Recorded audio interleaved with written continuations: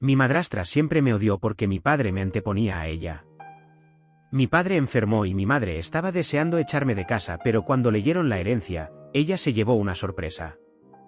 Mi nombre es Luis, y si me hubieras preguntado hace unos años cómo me sentía acerca de mi vida, te habría dicho que estaba en ruinas.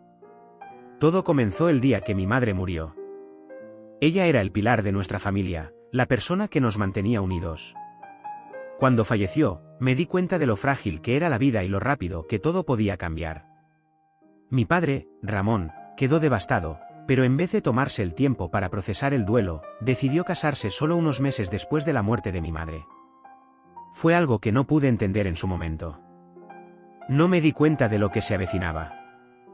Mi madrastra, Julia, llegó a nuestra vida como un torbellino.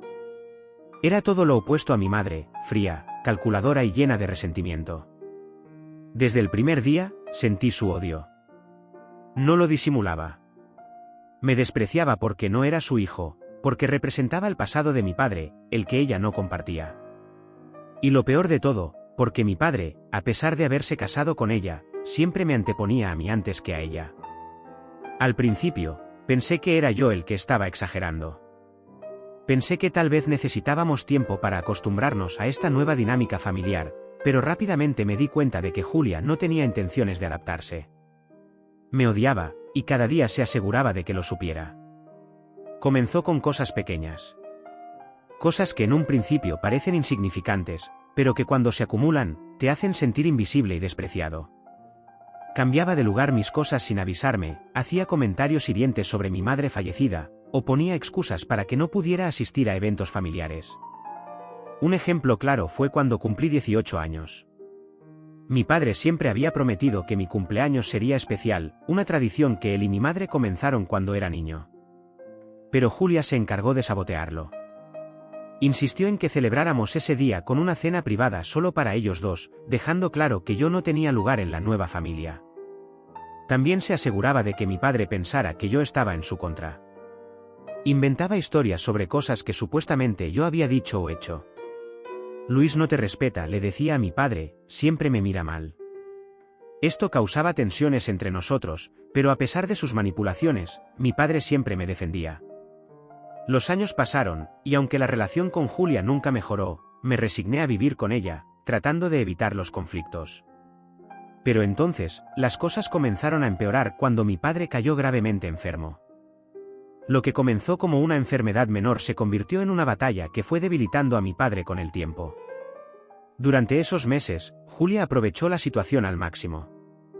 Sabía que mi padre estaba vulnerable, y comenzó a manipularlo de manera más abierta. Se convirtió en la esposa dedicada siempre al lado de él, pero no por amor, sino porque sabía que su oportunidad para controlarlo completamente estaba llegando. El comportamiento de Julia hacia mí empeoró drásticamente. Ya no se molestaba en disimular su desprecio. Me gritaba en público, me insultaba delante de mi padre, y hacía todo lo posible para hacerme sentir como un intruso en mi propia casa. Cuando tu padre ya no esté, solía decir con una sonrisa cruel, te voy a echar de aquí. Esta casa será solo mía. Mi padre, cada vez más débil, parecía no notar el cambio. Julia había logrado sembrar la duda en él. Comenzó a hablarle de mí como si yo fuera un problema, alguien que no debería seguir viviendo allí. Y poco a poco, su influencia sobre él creció. Con el tiempo, la situación se volvió insostenible. Mi padre estaba cada vez más enfermo, y yo notaba cómo Julia esperaba con ansia su muerte. No había ni una pizca de tristeza en ella, al contrario, soñaba con el día en que pudiera quedarse con todo. Sabía que, al ser su esposa, heredaría la casa, el dinero, todo lo que mi padre había construido a lo largo de su vida. Una noche, la escuché hablar por teléfono. Estaba con alguien, probablemente una amiga, y decía con frialdad: cuando Ramón muera, todo será mío. Ya lo tengo todo planeado. A ese niño lo voy a echar a la calle. No tiene derecho a nada. Lo que es de su padre, será mío. Mis manos temblaban de rabia. No podía creer lo que estaba escuchando.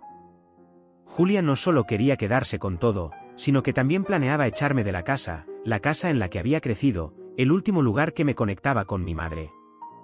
La situación llegó a un punto crítico cuando mi padre comenzó a empeorar rápidamente. Pasó sus últimos días en cama, y aunque su salud física estaba por los suelos, su mente no había perdido la claridad. Sabía lo que estaba pasando. Aunque Julia lo manipulaba, él comenzó a ver su verdadero rostro. Vio cómo lo trataba como un medio para un fin, como sus palabras hacia mí estaban llenas de odio y envidia. Finalmente, el día que tanto temía llegó. Mi padre falleció, y aunque mi dolor era enorme, sabía que la tormenta verdadera estaba por comenzar. Julia, con su actitud de siempre, asumió que todo sería suyo. Comenzó a hablar de cómo iba a hacer reformas en la casa, de cómo iba a gestionar la herencia, como si todo estuviera ya decidido a su favor. Pero el destino tenía otros planes. Pocos días después de la muerte de mi padre, se leyó su testamento. Julia llegó al despacho del abogado con una sonrisa arrogante, segura de que saldría de allí con toda la herencia. Pero cuando el abogado comenzó a leer, su expresión cambió por completo. Mi padre, a pesar de su enfermedad, había sido más listo de lo que ella pensaba. En su testamento, me dejó toda su herencia a mí. La casa, las propiedades, los ahorros, todo era mío. El abogado explicó que mi padre había tomado esa decisión al darse cuenta de cómo Julia lo manipulaba y de lo mal que me trataba. Mi esposa Julia no recibirá nada de mi herencia, leyó el abogado. Todo lo que he acumulado a lo largo de mi vida será para mi hijo, Luis. Es mi voluntad que él permanezca en la casa familiar y que su futuro esté asegurado. Julia quedó completamente devastada. No podía creer lo que acababa de escuchar. Comenzó a gritar, a decir que era injusto, que ella se merecía todo por haber cuidado de mi padre durante su enfermedad.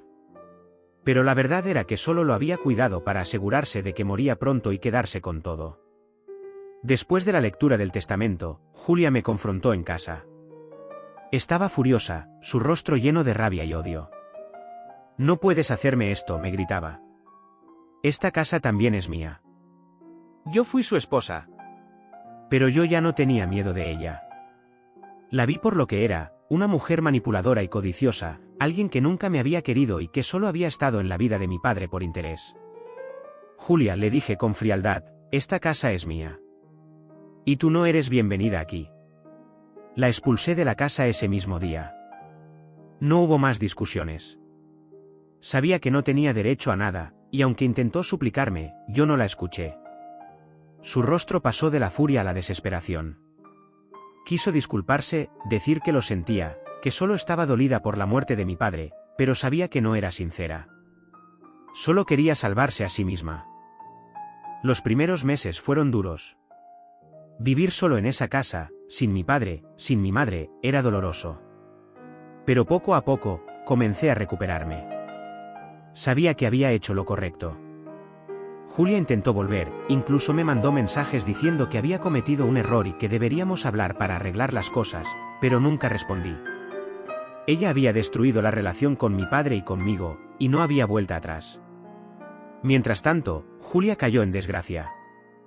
Sin dinero, sin casa, y sin amigos que la apoyaran, terminó sola. El karma había llegado. Todo lo que había planeado se desmoronó frente a sus ojos, y se quedó con lo único que realmente le pertenecía, su soledad.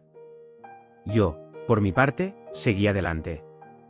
Aunque la pérdida de mi padre me dolía profundamente, comencé a reconstruir mi vida, poco a poco, aceptando el hecho de que la verdadera familia no se define por la sangre, sino por el amor y el respeto.